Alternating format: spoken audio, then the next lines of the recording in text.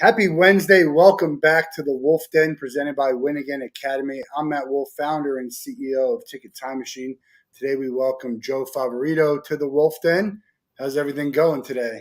It's a very elaborate opening, Matt. Very impressive. So. My friend always tells me to change it up. I'm like, all the shows, they all do the same thing. I don't know. For the people in the audience who don't know who you are, give us a quick intro and then let's get into it.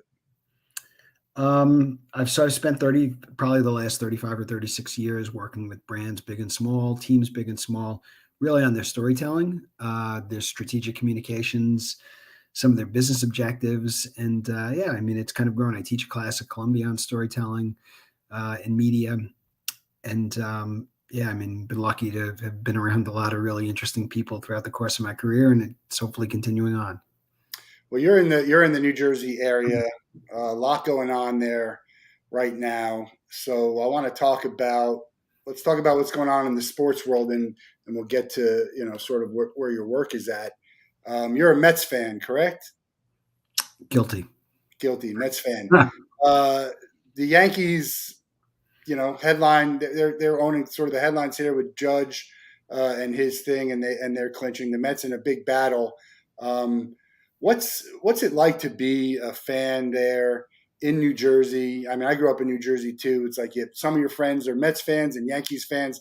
How did that happen for you to become a Mets fan as opposed to a Yankee fan back in the day? Well, I wouldn't say I'm one of those people who falls into the mix of love one, hate the other one. I mean, I have plenty of friends who work for the Yankees. Like I have plenty of friends who work for the Jets and the Giants. So I think as you get older, you root more for people that you know versus, the traditional fandom of teams. A lot of times, I just happened to grow up in that era where the Yankees were a little bit down in the early 70s, and the Mets, I remember making the run to the World Series in 73. And, being from Brooklyn, there's a lot more National League affinity than there was American League affinity. And, my father was a Dodgers fan growing up, morphed into a Mets fan. I have vivid memories of the first time I remember going to Shea Stadium, which was Fan Appreciation Day 1972. Tom Seaver beat Steve Carlton 2-1. And actually, today may even be the anniversary because it was the end of September. But regardless, I think it's just, it's the nature of being in New York or around places. New York is definitely a baseball town, a baseball, basketball, football town.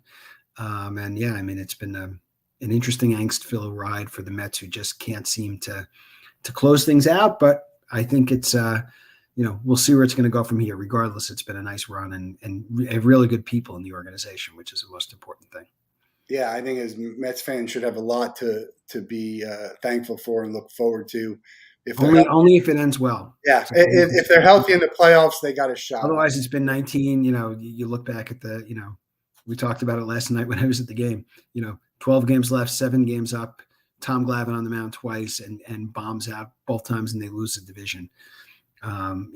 That's happened. The Mets have had much more of their share of tragedy than triumph, and you hope that it's going to change. But like the Cubs and the Red Sox, maybe eventually it changes, but not every year.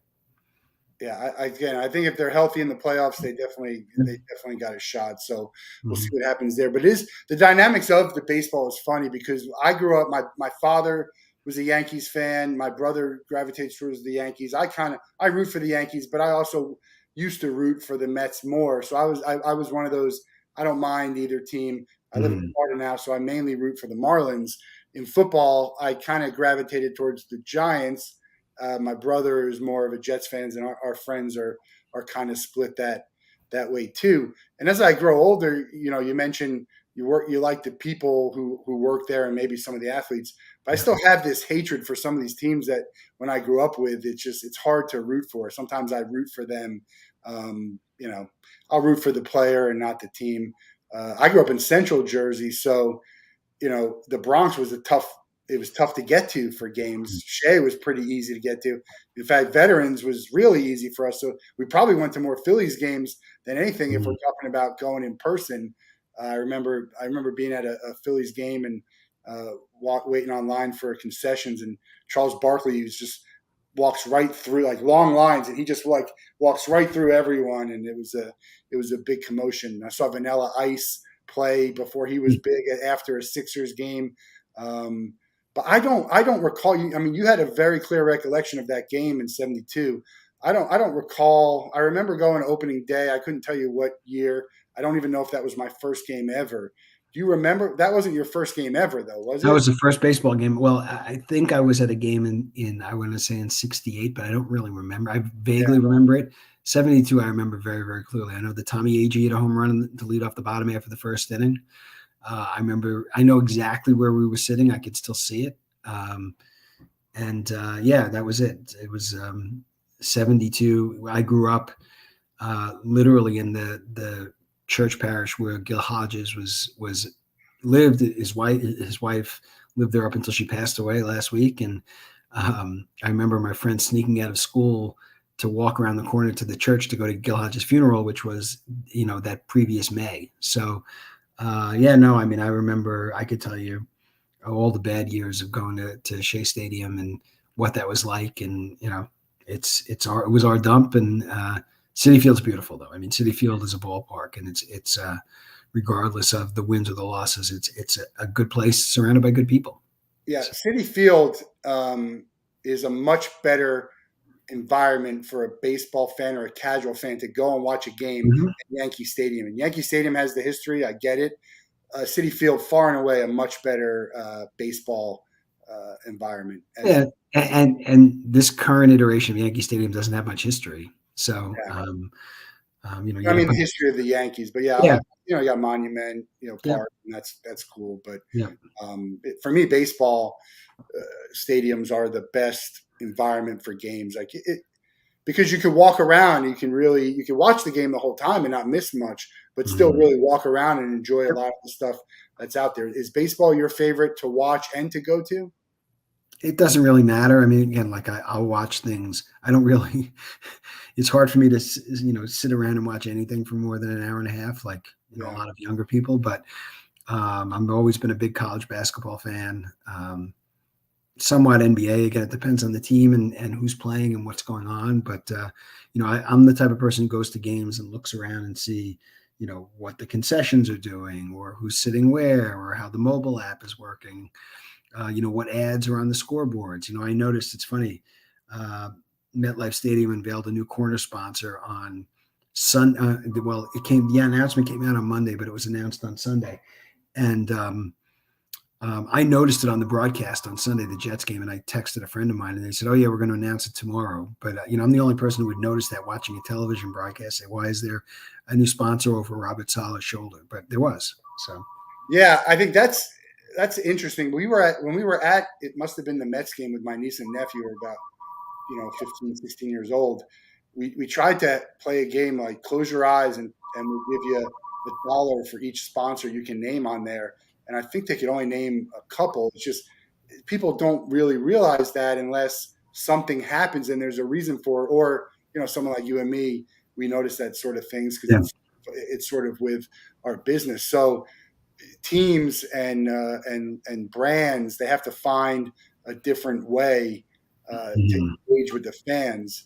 Are you seeing? Obviously, you're part of putting that the storytelling. Are you seeing a lot of innovation, or is it that a lot of these people just trying to push a lot of? Oh no, I think the best organizations are the ones that are always trying to look forward and seeing what's coming next versus looking back.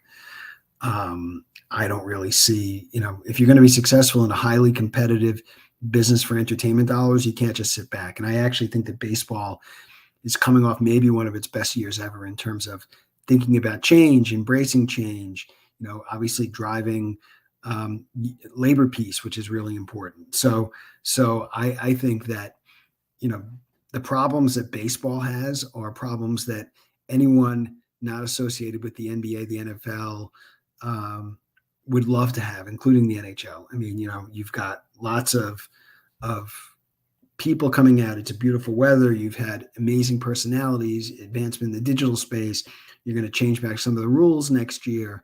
You're going to have a highly competitive offseason. So yeah, I mean, I think that, are there quirks, but yeah, but I think the issues that professional sports have in this country, that the opportunities far outweigh the issues. It's not even close. Yeah, is one of the issues that baseball has that it's 162 games. Depends on who you talk to. If you would have gone to Citi Field last night, you would have seen something that hadn't happened in 100 years, 3 balks on one play. I think that could there be less games? Maybe, but if there were less games, you wouldn't be sitting here with the Mets and Braves tied with 7 games left in the season. So I'm not one to say. I think they know the economics of what works and the amount of people that will show up and the promotions that they have to do and what the price points are that people will accept. Some people say they're too high, but you can always go in the secondary marketplace and for the most part get pretty affordable tickets. So, who's for me to say that it should be 147 versus 130 versus 162? Like I said, I was there last night. It was an enjoyable night despite the result, but I just think you're going for the experience more than anything else where you could sit outside and do things like that. Yeah, I saw the headline. Did they ejected the pitcher? They ejected everybody. Don Mattingly probably got thrown out of the last game of his career last night. So anyway. Yeah, it's interesting that let's talk about a little bit. I want to get your thoughts about Judge's season. Some people say 61's not obviously a big deal. It's Yankees, it's American League. The home run record is 70 something. Where do you stand in the record books? I'm ambivalent. I think the one thing that people like Francisco Lindor and Aaron Judge and Pete Alonso have brought into the game in a very cynical environment is joy. And that's what they do. They play with joy. They play it the way they're supposed to do it. They enjoy the fans. They're not standoffish. They embrace the moment, especially being in New York. I think that's the most important thing. Whether he hits 61, 65, who cares? I mean, it's these silly debates that go on about the DH or not the DH. Does it really matter? I mean, the point is that you're enjoying the game. And, yes, it's a traditional game, but if it was a traditional game or if you were in a traditional job, you'd walk around and say, boy, we need more blacksmiths. That's not really true. So let the powers that be go and do the work that they need to do. And if they need to invest in Apple TV Plus or they need to invest in Amazon Prime, and that's where you're going to be able to watch a couple of games, or you're going to watch a game as it is embraced on Nickelodeon Channel or with the Manning cast, great. And if you don't want to watch it, go do something else. I mean, that's the way it is. But it seems like people may be slowly accepting change sometimes, but without change, we'd be sitting here, watching wood bat baseball, going hour after hour, which sometimes happens, but it wouldn't be as enjoyable because you wouldn't know as much about the players if the organizations didn't put the time and the effort into it. Yeah, and I'm not a big change guy, but there's times when you have to see the writing on the wall where it's like this thing is going. It doesn't matter whether you're on board or not, and so you might as well get on board for your sanity, but also from a business point of view. Being able to get ahead of what's going on and not be left behind. So many people who just never adapted to the change, whether it was the internet and email or, all of these things. Yeah. I mean, I think it's you have to remain relevant. And, you look at somebody, I think the king of finding ways to be relevant. You look at somebody like Snoop Dogg, and he constantly talks about reinventing himself and picking up new things and, being an ambassador, because he fully realizes that if you sit back and you become the traditionalist, you become someone who's out of date pretty quickly. And if you want to keep growing and progressive and be a curious learner, you can't do that. Yeah, he's at the top of the list of the people who've really made a name from themselves in sports and entertainment outside of what, the core of what they do. If you caught that Judge ball, there's someone said they're going to offer $2 million for it. What would you do with that ball? I would make sure that it's taken care of in a proper way and ask Aaron Judge what he would like to do with it, because it's his ball. It's not mine. So, someone wants to buy it, great. But I would make sure that I would ask the person who was in the moment what he would like to do with it first. Yeah, I would give Judge and the Yankees the first dibs at so I probably wouldn't. I'd want to get some value for it, but I wouldn't. Yeah, I mean, $2 million. Who knows, what it'll be, or the authentication process is great at these things now. So, what's the value of it? The value is what someone will pay. It's like anything else. Real estate, if someone pays you $1 million for a house, it's worth $1 million, someone's going to pay Robert Sarver $3 billion for the Phoenix Suns. It's worth $3 billion. That's the only way that the market judges itself. Is the market ever going to come down for No. these teams? And I mean, it just keeps going up. There's other markets that have always gone down, and this stuff, whether it's salaries, not the ownership model. It's funny. Before, it was a great trivia question, and I can't remember the recent sale that showed changeover. But before, since the 1960s, of the four major sports, if you take out the two bankruptcies, one was the Phoenix Coyotes. The other one was when the league had to assume what were then the Montreal Expos, eventually moved them to Washington. If you take those two out, which were bankruptcy transactions, since 1960, the only deficit sale of a franchise of the four major sports was when the New York Yankees were sold to George Steinbrenner from CBS, because he paid less than what CBS had paid in 1960. That's the only time it's ever happened.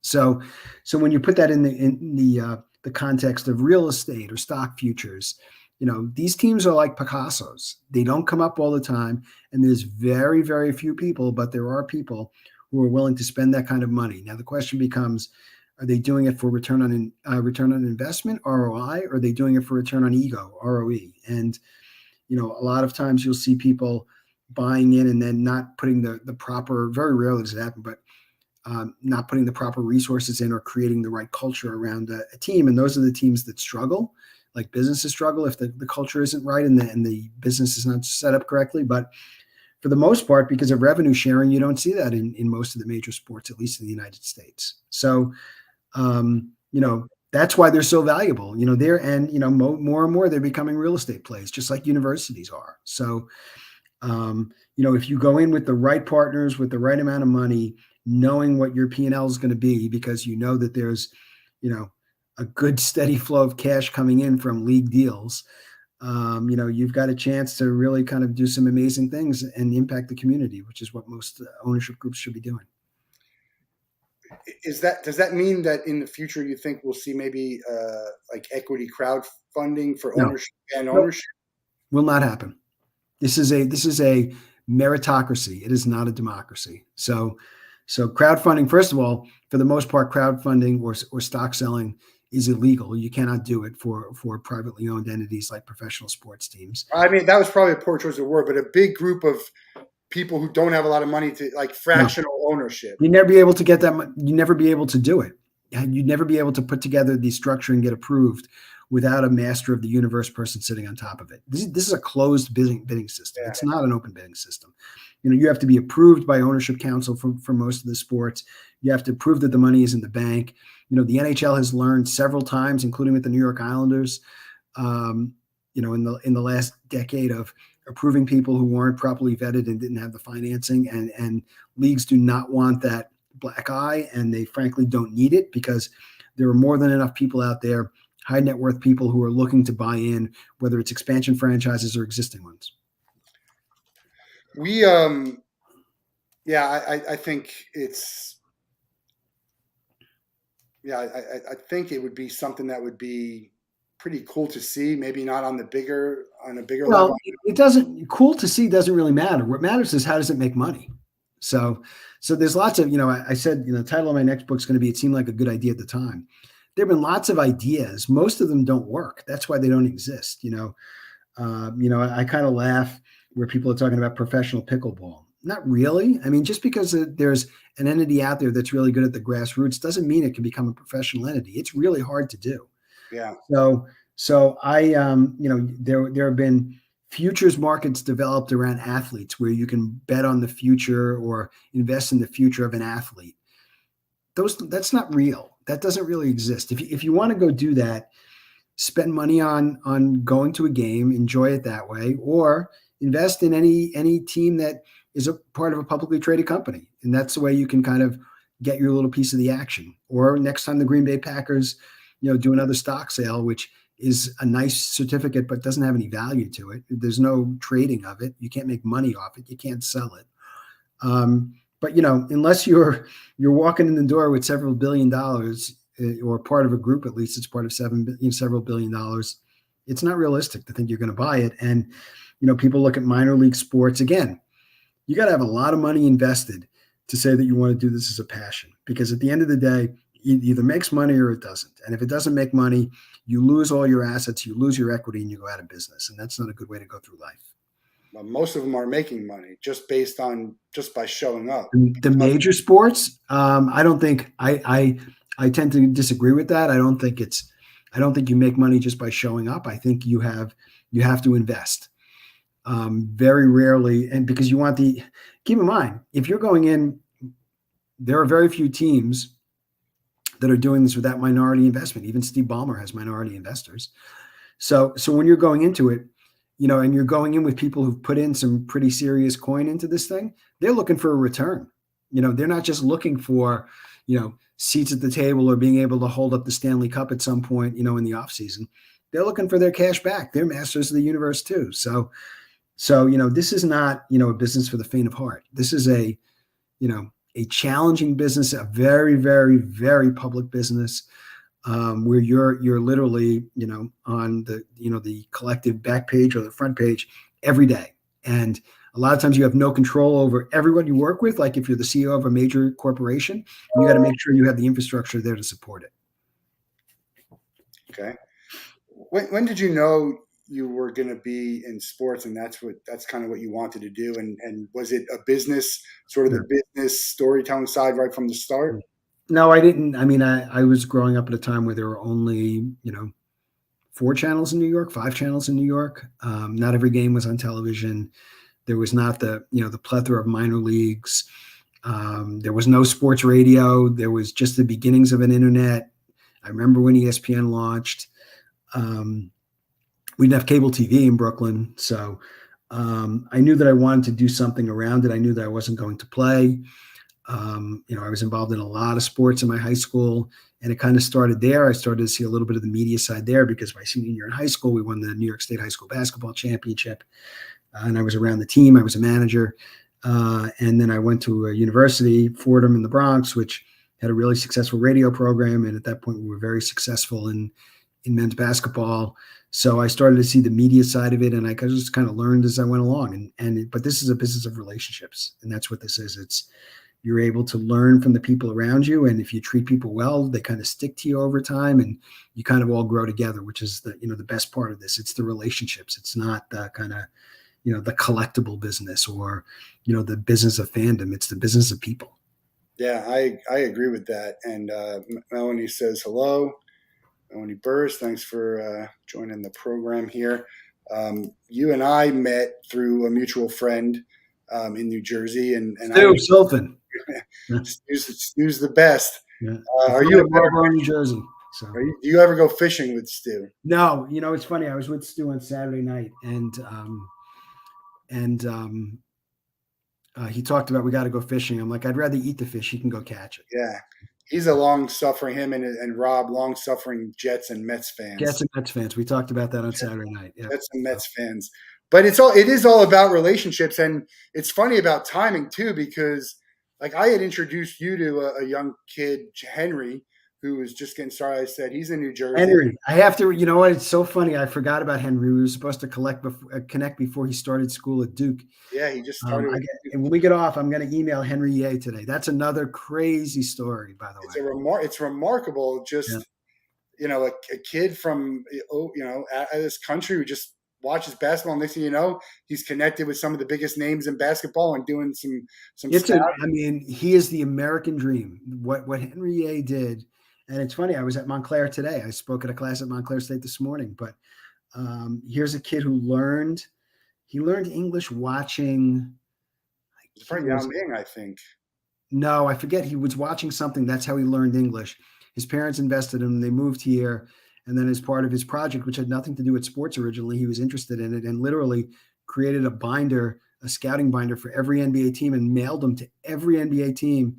And didn't get any response. And then I guess it was 2 summers ago, Henry got a call. He looked at his phone. It was a Miami Heat, and it was Shane Battier. And he said, Henry, your binder's been sitting on my desk for 3 months, and I'd like to talk to you. And they hired him as an advance, as part of the scouting department.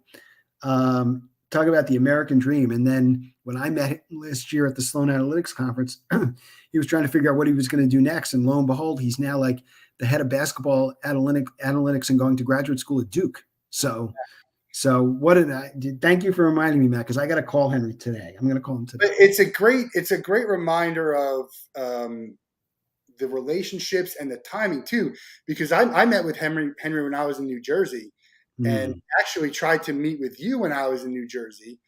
Coincidentally, I flew to Chicago from New Jersey, and you were in Chicago for the OBL. Yeah, and that's when I actually met you and got introduced. Yeah, because we kept saying we're going to meet somewhere, and then we ended up meeting in Chicago.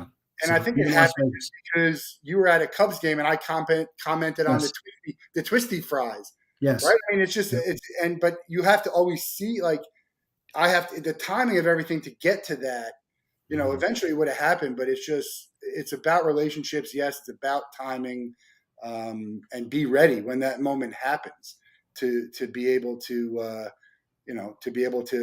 seize the moment. I mean, you're someone who has such a great history in the industry, and that people look up to you, and for you to be that kind of sort of mentor, but also it's just important to have that, and to hear when you say that. That's what I aim to be, where I say introduce people to the right people. We all know what we needed to get when we first started and how much help we got. And I've gotten a ton of help to get to where I am today, but still need a ton of help. And you never forget, the help, and be like, hey, we're all in this. We're all one big team, just trying to make stuff happen. Yeah, I mean, I think that's the nature of why people gravitate to sports more than anything else, is because, those bonds and those relationships, whether it's, soccer, softball, little league, esports, the common bond is, working together for one goal and shared experiences. That's the beauty of sports, is shared experiences. I was there when I saw this, when I was with you when this happened. And that's the kind of the germ that puts storytelling together and makes it interesting and makes it fun, and never knowing what's going to happen. For as crappy, if you're a Mets fan who was at Citi Field on Tuesday night, you would have never thought you'd be at a game where, for the first time in baseball history, somebody could have balked 3 times on one play, and it happens. And it's funny you mentioned the Cubs. I mean, I went to Wrigley Field. A friend of mine, Mike McCarthy, runs Marquee Network, and I had met with another colleague who I had known in New York, and not realizing that day that it was Fergie Jenkins Day and that the Cubs were actually playing in the afternoon. And lo and behold, I had like 3-hour window, and they said, "You want a ticket?" And I went to the game, and more home runs were hit in that game by 2 teams combined than any other game in the history of Wrigley Field. So, you end up in these crazy situations, which is the beauty of it. You never know what's going to happen when you go to a live event. It can't be repeated. Yeah. I went to a Marlins game that one day because there was a bobblehead, and next thing you know, Ensign Volquez throws a no-hitter. Yeah. And Ticket Time Machine is born. I mean, I've never been to a no-hitter before. It's a top 5 non-Gator sports moment for me. Just the electricity of it is it's to sit in the stands. I'm nervous and excited. And have you seen a no-hitter yet? I saw. So I went to a friend of mine, John Fitzpatrick, got married in Annapolis, Maryland, and it was the last year of Memorial Stadium. So I convinced then my girlfriend, now my wife, that we should go on a Sunday afternoon. It was, like mid-July. We got tickets to a friend of mine. We sat in the lower stands. Nondescript game. The Orioles were playing the White Sox, and Wilson Alvarez threw a no-hitter. It was 11-0. And I remember my wife, who was not a huge sports fan, in the 8th inning was like, "This game sucks. Can we leave?" And I'm like, "No, we can't leave." And I remember Lance Johnson made this amazing catch to save the no-hitter in the 8th inning, but that was it. That was the only time. I take that back. The other no-hitter I was at was during the Pan Am Games in 1988, and Jim Abbott threw a 15-0 no-hitter, and I have the baseball here somewhere, for Team USA against Guatemala. So those are the 2 that I actually saw in person. Well, you can ask Stu, because Rob and I have a friend who actually left in the 7th inning of Johan Santana's no-hitter because his wife told him he had to come home. Yeah, it happens. I mean, that's okay. But he was there, and he's got the ticket stub, which, as you know, Matt, that's the thing that we fight about, go back and forth and kind of, try to keep championing is, someone's going to leave Aaron Judge's 61st home run with a digital collectible, but nothing tangible. And I think that's a tragedy and a I crime. reached out to the Yankees to talk to them about that. Yeah. And it's funny. They're a team that they don't have any print. You cannot get a printed ticket at Yankee Stadium. Probably about, I think they're the only team in the major leagues where you literally can't get one. The other stadiums, they're very hard to get, but most of them will print. They do have print. Yankees has nothing. So to do something printed for that it's would ridiculous. Absolutely ridiculous. It is. It's anyway. But obviously tickets, that's what I do. What I want to talk about a little bit is I think that one of the big problems I have and maybe that sports might have is they don't really care about the fan as much as they should. And I think a lot of stuff they do is sort of low-hanging fruit, minimum effort. We do this so we can say we did something for the fan. How do you feel as a fan or someone around? I vehemently disagree. You do? I think most teams know that the lifeblood of their business are the people, not just in the stadium, but who consume every piece of what they do. And I think they put a tremendous amount of time. I can't think of a team that doesn't put a tremendous amount of time into figuring out what they should do. Now, do they all do it? No. Is it a business that they have to figure out the lowest common denominator? Yes, sometimes. Can you please everyone when 40,000 people are walking in the door and they all think they're number one? No, you can't. But I think you've seen more and more teams across sports in any. What are they doing? What are some examples of what they're doing? Well, I was at Citi Field last night and we walked in because we're partial season ticket holders. So my brother wanted to go in and just say hello to our ticket rep, Manny Hernandez, who's a great guy. And the ticket reps went out of their way. Manny wasn't there, but they went out of their way to say, is there something we can help you with? Can I get you something? Are you missing something? I think that's really important. And it depends on where you go. There are certainly so many teams that have put, hours and hours of time into training people on customer service and saying, yes, please, and thank you. And can I help? Now, when you've got hundreds of customer service people roaming around the stands or concessionaires that maybe aren't doing things the right way every once in a while, can you have a problem? Sure. But I don't think that's the case at all. I think that fans first is, something that's continued to grow. Now, are there teams that can complain and they don't do it right, or they don't have the culture and the business to make that a priority? Yeah, there probably are some. I could think of some. And those are the ones, by the way, who are usually towards the bottom in attendance. I think the teams that are aspiring to be higher and be at the top of the poll invest a heck of a lot of money into figuring out what they do. Plus, the other thing, don't forget, is that the leagues have invested a tremendous amount of time. I mean, David Stern built team business operations, Teambo, when the NBA was really kind of on, tape delay when he first got there as commissioner. And that's the model for everybody else, for teams sharing every day, every minute, their best practices and figuring out how they can do it better. And I think the NBA does I think they all do a really good job. I can't think of a league where if you went to a place, you would have a really bad experience. I think actually, I don't say bad experience. So what I'll say is I think that Mets rep that's a great ticket rep. I don't know if that's a team thing. Maybe the Mets have trained them. That's like a customer service type of thing. But that's when you're representing the fans. I'm adding value. I'm talking about adding value to the experience. Not that it's a bad experience, but it's not, not like something that really stands out unless something at the game does. That's just my thing. I think the touch points that people have are food, comfort, affordability, ambiance. And I think if you look at some of the best facilities, at least in North America now, from Seattle to other arenas or stadia that have been built, they're built fans first. I mean, the seats are angled differently. The food is different. You feel safer now with, you look at UBS Arena on Long Island, the time that they put in during the pandemic to make sure that the air is filtered properly, that the bathrooms are clean.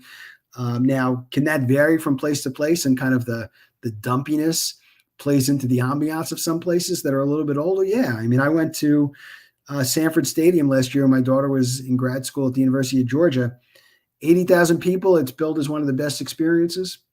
It was okay from a comparing to what you'd get at Mercedes-Benz Stadium, not that far away in Atlanta. But, it was 80,000 bleachers and you had to rent your chair back and, you ate a hot dog. There was no premium service. Now, I'm sure if you went to the suites for the bigger donors, you probably would have gotten more white glove service or something different. But was it fun? Yeah. Am I glad that I went, to be between the hedges?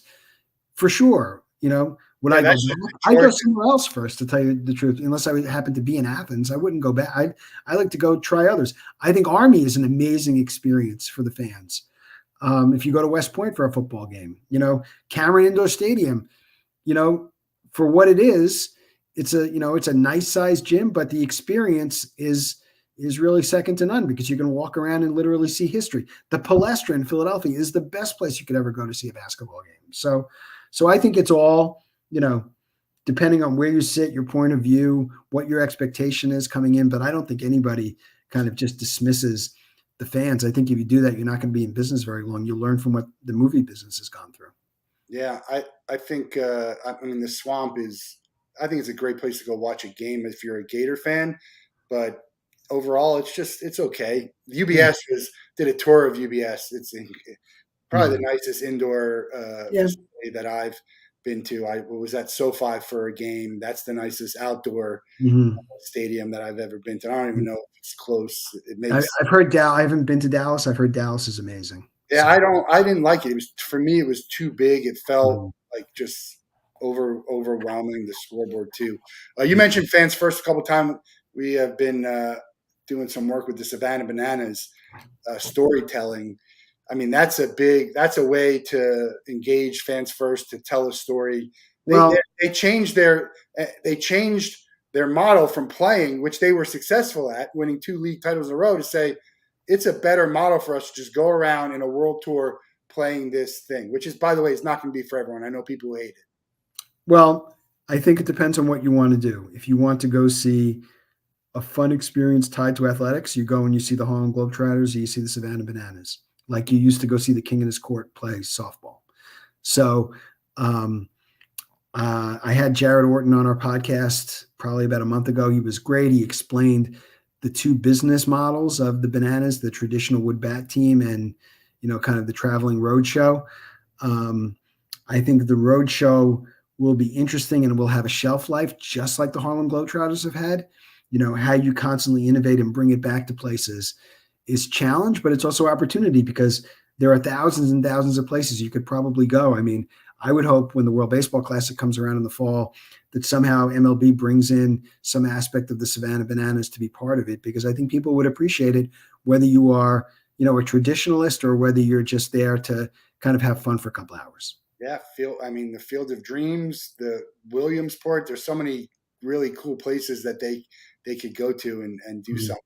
But it's a business. Yeah. So, if those guys didn't see this as a way, it was fun, but they bought into a business and they have to justify a P&L, and they found a way to do it, and they're going to have to keep growing it. I would guess at some point they'll probably be absorbed by somebody, a major entertainment company looking for this, whether it's Feld Entertainment or Endeavor, CAA. Someone will eventually absorb the Bananas, and you hope they don't screw it up.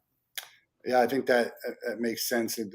Most owners and the people making these decisions, they know they have the numbers. I mean, you're not paying these athletes $40 million, quarterback $40 million to take a loss. They know that they know what they need to do. So I have faith in Jesse. We had Jesse. He was like the 7th episode, 200 something episodes ago. He was a great guest, and I've been lucky to see Banana Ball down here. And I actually was at Grayson to see Banana Ball. It's a fun event. It's just like you said, it's the Harlem Globetrotters in baseball, and but very affordable from a food perspective, from a family entertainment perspective. And by the way, there's some decent baseball being played. I've been to 2 of these games. They're not going to beat major league teams that way, but there's some pretty good baseball. I saw some really good hitting and pitching and some great plays. So there's a market for a lot of things, though, the same way pickleball is. And we just heard about this thing called the Omega Ball, which is like 3-way soccer. Have you heard of it? No, but there's lots of niches. It's extremely hard to launch a new sport to scale to make money. people have tried. I mean, I've seen baskets with 3 sides and triangular rings in boxing. And, just because you think it's a good idea doesn't mean that there's money in it. Now that the NFL and USA Football are really embracing flag football as a global property, there are probably a half a dozen professional flag football leagues that came and went. And, people have said ultimate is, the next big thing. Well, no, it's not. Show me where the market is. Yeah. Show me the research that shows not just people are playing, but people will spend thousands of dollars to come and see you every week. And in a world now where, we're attention starved and things are gone to streaming, there's probably easier ways to produce and get it out there. But then, for every dollar you spend on production, you got to spend $10 on marketing. And most places, most niche sports that fail are because they didn't start with the right amount of money. Look at the XFL. XFL went in, $500 million out of Vince McMahon's pocket and was hemorrhaging money. Now, do I think the XFL before the pandemic, if they would have kept it going, would have had a good chance to have a place in the marketplace? Yes. I think, although there's never, ever, ever been any proof that spring football is a viable business. I was just going to say that. Never been proved. Never been proven. There is spring football. It's called the NFL, and it's called Combine, and it's called the Draft, and it's called off-season workouts. And by the way, there is a reasonably successful spring football league in Canada, the CFL. And, you go past spring football, the NFL experience in the spring, the myth of what the original USFL was, which was running out of money, which is why Donald Trump walked in and made the crazy decision to try and move it. And they won the lawsuit for $1 to move it to the fall.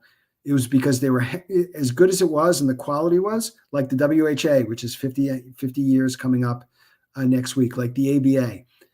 There's no proof that you need a Hertz and an Avis in this business. The big dogs win, and the big dogs have, cash from here to the moon, and that's what they'll go through. But the XFL is coming back. The USFL just we don't know. You don't know that for a fact. Supposed to be coming back. They're making moves. They're spending money as if they're coming back. I don't know what money they've, other than marketing dollars and bringing in TV partners. I don't know what else they've done. They don't have any players. They don't have any coaches. So I feel like they just started to hire people on the team level. But yeah, I mean, I don't know. I think this. The one entity thing, I don't really see how it works. The made for TV league, although, I think the USFL did some interesting things, but there's no fandom that is built up around that. They had fictitious teams that had nothing to do with the cities that they were allegedly representing. Yeah. Fan-controlled football, any of that? Fan-controlled football? Yeah, I mean, again, hemorrhaged money. Now they're going to try fan-controlled basketball. I know another Marlboro guy, Greg Moore, is very involved with fan-controlled basketball. They think they have something. They have really good tech. Whether it becomes a viable business that can actually make money somewhere down the road, good luck. I don't know. I haven't seen a market for it. So is it because there's not enough talented players to? No, I think it's because people like, people's attention will only go to certain places, and they'll always default to the bigger leagues at the time when things are going on. Now, is it for millennials? Is it for, an audience that's not watching, or people watching in Korea? I guess, but you got to show scale at some point. And, you look at revenue and where your revenue comes from, that really hasn't changed. You've got media rights, you've got ticket sales, you've got merch, you've got other ancillary venue opportunities. But when you're a tenant in a building, it's really hard to do. That's why Fan Control Football built their own facility in Atlanta, because at least you can kind of four-wall it and figure out how you can make it work for an audience that is not watching. But they build themselves a tech company, not a football league. So big difference. And number one thing, because I've tried to do some events, is the venue. They're going to control the concessions. They're going to control, and that's where so much money is made. So if you can't get that. So there has never, ever been a team that was a tenant in Madison Square Garden that has ever made money other than the Knicks and the Rangers, because they own the building. Never, ever. WHA, WNBA, indoor soccer, world team tennis, indoor lacrosse cannot make money in Madison Square Garden if you're the tenant. Cannot happen. Impossible. So that's the problem. Now you look at a model like the National Lacrosse League, reasonably successful and growing because the people who own the teams own the buildings. Big difference in the way it works. You mean the PLL? Are you talking about the PLL? PLL is a totally different model. Indoor lacrosse, which is National Lacrosse League. So box lacrosse in the winter. So, Colorado Avalanche win their championship last year, owned by Crocky Sports and Entertainment in the building. So you've got economies of scale. You've got willing tenants. You've got marketing partnerships. That's a winning formula if you can figure out how to do it. Yeah, not easy to do by any Nope. stretch. Is there any league that's percolating or playing or as an idea right now that you think could be that one to break through? Would you invest in any of them? No.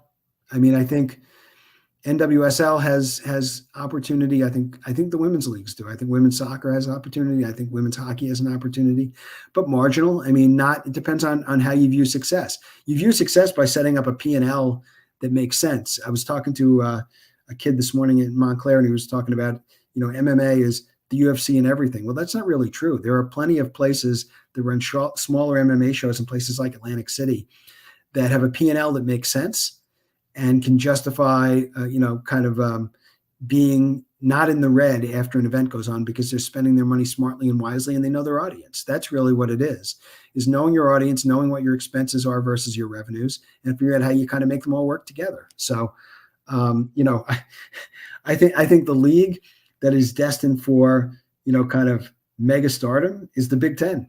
I think, people mock and, who's going to go see Rutgers at UCLA volleyball? That doesn't really matter because, the Big Ten has already been aligned and people overlook the fact that the Big Ten's been aligned in Southern California with the Rose Bowl for years. Those two teams and the other schools that they will bring along will figure out what, how they're going to make it work. But, you've got every network aligned with the Big Ten. Good luck trying to figure out how that's a bad idea. Do you like the new alignment as a college fan? I'm ambivalent. It doesn't matter to me. I think if it's good games and good teams and competitive, I think it's great. I think the problem with college football is you'll scroll through, any one of 25 channels on a Saturday, and good luck trying to stop on the one or two that you may want to watch. And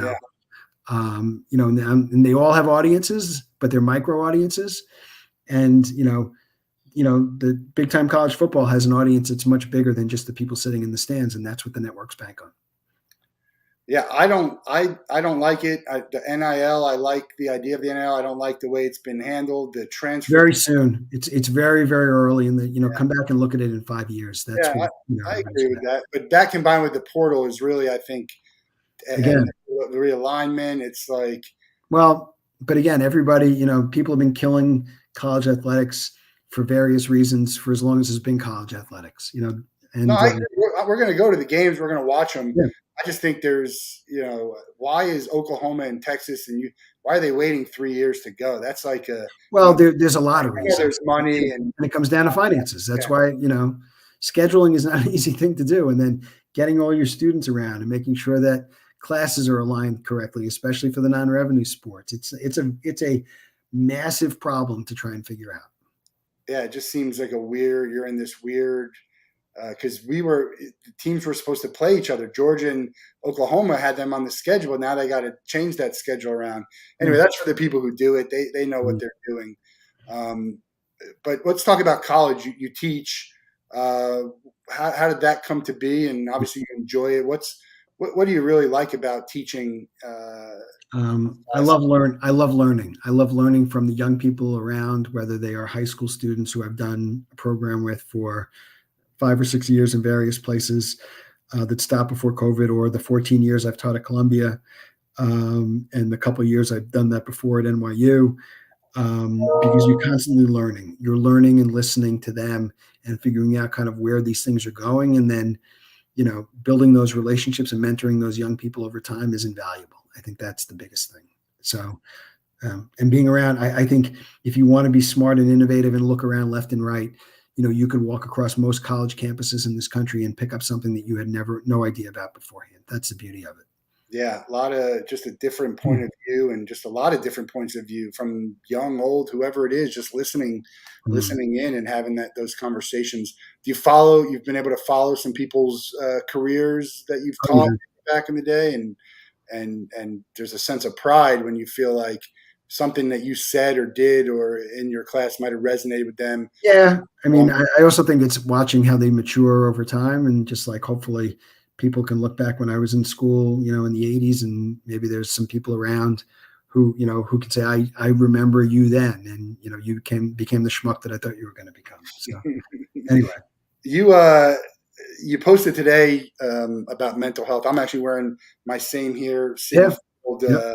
hat, and it's just huge in sports right now. But we need a bigger conversation. Mhm. What are you seeing in the sports world that I'm is seeing that enough. I mean, I think that's what it is, especially on the college side. I think the immense pressure being put on student athletes now with NIL and transfer portal and everything else. Colleges, for the most part, unfortunately, are not equipped to deal with hundreds of athletes. So I think that there are companies and platforms that are looking to figure out how to embrace. But I think the biggest thing is you need a peer network where student athletes can talk amongst themselves and realize that they're not alone. That's the biggest thing. I mean, I think there've been in the last 11 and a half months, the last I heard, there were 37 college athletes from Division III all the way up to Division I who've taken their own lives. And I think that's the biggest tragedy. And if we don't do something about it, the number is going to keep doubling. Yeah, it's something I feel very strongly about. I'm the same here, CEO, just trying to keep the conversation Mhm. moving forward. I think in the sports world, everything's a headline. It's like it's great, it's good, and I know Eric speaks about this a lot. It's like we have to make sure that the right things are being. It's a story. We're telling a story, right? And it has to be the right story, and not just trying to get clicks Yep. and be the headline. Yeah. And it's a lot of, box checking and making you feel good that you did something when in reality, sometimes the doing something is just talking to somebody. So, No, I always reach out to anyone when you see something online. You just never know. It's funny on Twitter, someone wrote something and I wrote, "Hey, keep your head up, blah, blah, blah." And they're like, "Oh, I was just talking about the weather." But you just never know, right? I mean, go and say that. It's mhm. okay. Just reach out to the people and ask how they're doing and try and find a way to make sure it's okay. And Yeah. as we share our stories, and the people who are higher profile share their stories, others will. It's the same thing, in my opinion, like gay athletes. Is the more gay athletes that come out, the more other gay athletes that might come out. I mean, we know that there's a bunch out there, and there's reasons why they don't. I think we're working towards the day when everyone can be themselves, whether that's their sexual orientation, whether that's talking about how where they are mentally, whatever that might be. Mhm. Athletes, everyone need to be able to be in an environment where they're not going to be made fun of or bullied or whatever Well, it is for I, sure. I I think that's counter to human nature, unfortunately. But I Oh, think I think you have to be able to deal with, you know, the bumps as well as the pats on the head. I think that's the goal. But I think inclusion and acceptance is really important. And unfortunately, we're in a world where if you don't look like me, sound like me, worship like me, it's a lot easier to say no or hide. And I think the pandemic, especially even things like this, have made it meaning virtual things has made it harder for people to accept because you can just say things into a vacuum and hope that nobody notices. yeah, a lot of good that happens with social media, a lot of bad. It's hard Yep. to keep the bad away. You mentioned something about a book. You're writing a book. Is No, that I mean, I have my book that I've done. We've updated it 3 times. Someday I'll find some time to do the other 2 or 3 books I'd like to do, but that's for the future, not for now. if you weren't doing in sports, ever think about what you might be doing No, career? no. I mean, I think I've spent my entire career in various forms of media, and whether it's on the sports side, on the entertainment side, on the popular culture side, that's where I'm supposed to be, and that's where I am, and that's where I'm going to continue to go. Yeah, Favorito is a great name, by the way. I'm sure you get that Just growing came up. with the territory. I didn't, it Did you was. embrace it? Was it something that was I never cool? even honestly, I never even thought about it until I was maybe 20 or 21, or I wouldn't say that 17 or 18. Never really. The first time I remember where it really popped out was I was at a tennis event. So this was in the 90s in Florida, and I was renting a car, and the guy who was renting me the car refused to speak English to me and like treated me differently from everybody else. And he kept pointing to my name. And I realized at that point, but it is what it is. And, it just kind of came along with the territory. So. Yeah, I mean, Wolf, I get a lot. I've heard it all growing up. I got an extra F on my name, so that helps a little bit. You've been to so many sporting events. Is there a bucket list of something that you haven't been to yet that you'd like to get to? I mean, I'm hopeful I'm going to get to the Olympics in 2028. I'm going to get to the World Cup in 2026. I've been in Super Bowl week countless times, never actually been to the game. Being around them, but I like everything. I mean, I like going to, an occasional college football game or high school basketball game because I think they all have their own experiences. That's the best part. So it doesn't have to be the biggest and the best. It has to be the most relevant to me. Did you ever go watch the Hurleys and their games when they were playing hoops? Well, I was around St. Anthony's a lot. I mean, even when I was in school, we had a JV basketball team and we played St. Anthony's, and our high school here actually played St. Anthony's the last year. I saw practice in the gym. I never actually saw a game in the gym. But yeah, I mean, obviously what the Hurleys did for their time was amazing. And, I give Bob Hurley a lot of credit for keeping that school open for as long as they were actually able to do because of the basketball program. Yeah. Incredible stuff. My high school played them too, not when I was playing, but who would you pay the most? What athlete would you pay the most to watch perform? Jim Thorpe. Jim Thorpe. I just read David Marinis's book, which is the greatest, was about his life. And, you talk about a guy who was successful every time he picked up any kind of ball. Would have loved to see Jim Thorpe play in the NFL or, participate in the Olympics. Yeah, before my time, but heard unbelievable things. And there's so many great athletes that were back in the day. It'd be interesting to see how they would. I know they talk about eras, but it'd be really interesting to see them, the skill set, the strength, the speed, and how that differs in today, in all of these different sports. If you had to evacuate, everyone's out of the house. You can grab one memorabilia, souvenir, collectible. Do you have something that has a meaning? I have so many unique things. I don't know which one. I mean, but you have to grab one. Can you make that choice? Do you have something that stands out to you? Yeah. So I'm looking right now at the first foul ball I ever caught, hit by Howard Johnson in 1987. Maybe that would be the one. Although, I mean, I've got souvenirs from presidents and, things personally signed. I've got a closet full of jerseys that people have given me. I've never bought one. I've won a Spanish one signed in Spanish to me from David Beckham when he played for Real Madrid. So from Barcelona. So yeah, I mean, lots of different things. So it's, I collect the unique. I certainly don't collect the mainstream. So I got the first ever hit and home run at the new Gators ballpark when they opened it up. It's a pretty cool souvenir. There's a video of me in the berm in the outfield with it dropping right there. We're going to let you go with the same question we let everyone out of the Wolff Den with. You can meet and spend a day with anyone in the world. They have to be alive and you can't be related to them. Who would you choose and what would you guys do? Wow. A person who's walking the face of the earth right now. Yeah.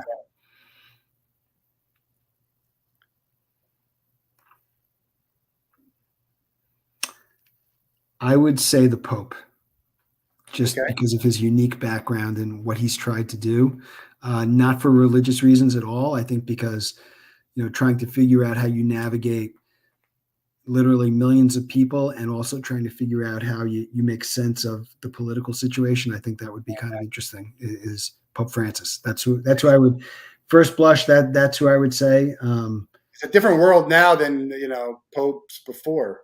Yeah. Well, I think it's just a unique position to be in. I don't know if it's, enviable or a position of grace, but he's the first person that jumps out at me. I'm sure I could think of you might be the first. I got to go back and look. You might be the first person to ever mention the Pope. It's a great choice. No. What would you ask him? If you have a question, what's your day like? How do you deal with, how do you plan out your day and spend your time? I'm always interested in time management. How do you plan out your day and spend your time? every day is different. I'm a very early riser, and I read as soon as I get up, and I literally go to Facebook every day and I look at birthdays and I look at memories, and that kind of starts the day because you can thank people who you haven't been around for a while, like Henry Yee, who I have to call today now. And you can look back on where you were, and it's amazing, for all the shortcomings that Meta has had. I think those two tools are probably the most powerful and most impactful that people sometimes forget on Facebook. Yeah. I look at them every day. And every day, memories. I could be up at midnight and I'll go, hey, what's the memories for today? Yeah. That's why I do it first thing in the morning, because I'd forget. All about memories. Tell Henry I say hello. Hello. Follow Joe on Twitter. It's Joe Fav on Twitter. You can sign up for his newsletter at joefavorito.com. A great follow, great information. Tag me on LinkedIn. Anything that I can help with, feel free. Reach out. Appreciate your time here and look forward to seeing you at another event soon. A ticketed event, Matt. We need the tickets. That's what we need.